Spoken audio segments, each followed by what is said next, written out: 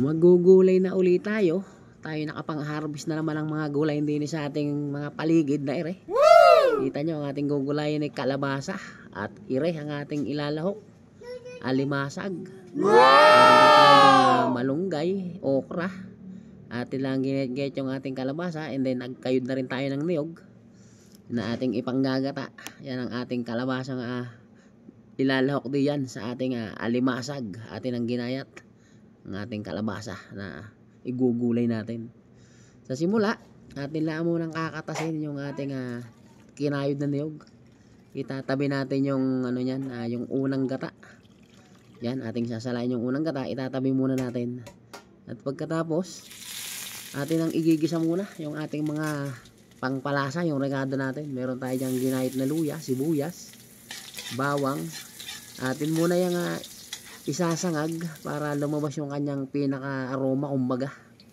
Pagkatapos, pag iniluto na, ilalagay natin yung ating ikalawang gata na magsisilbing sabaw na pangluto diyan sa ating mga gulay. Sasabay na natin dyan yung ating mga ginahit na gulay. Yan, kita nyo yung ating kalabasa, ginahit na natin.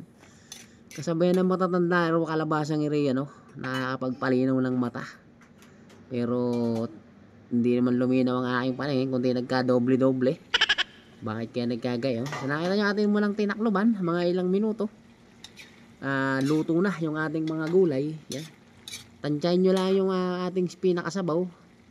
Kung medyo huwag nyo kakadamayan kasi malalabsak yung ating kalabasa, madudurog. Pag natansya nyo na wala ng gasinong sabaw, yan, ilalagay na natin yung ating alimasag na panlahok.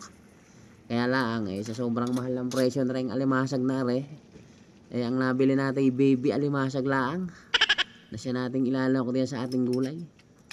Pagkalagay natin yan, isasabay na natin yung ating unang gata, yung unang piga ng ating niyog na kinayod natin. Itinabi muna natin kanina. Yung unang gata, siya nating ilalagay. Kaya sa nakita nyo, sa ganyang sitwasyon, ating titimplahan na yan ng inyong mga pampalasang ibig. Ilagay nyo na ang pinakabis na pampalasa nyo. Yan na. At pagkatapos, yung ating panghuli, yung ating dahon ng malunggay, syempre, ating laging kahuli ang nilalagay para hindi masyadong maluto. Kasi yan pagka medyo lutong-luto, may kapaitan, medyo napait yan pagka nasosobran sa luto. Kaya ang gawa dyan, medyo lang yan, pagkalagay natin hindi na kailangan patagalin para hindi siya ma-overcook kasi medyo pumapait. So nakita nyo, atin lang papalamigin ng konti at ating ilalagay na sa plato. Yan, nakita nyo, nilagay na natin dahil tayo ay kakain na naman ng tanghalian. Yan na, okay na ang ating ginataang kalabasa with alimasag.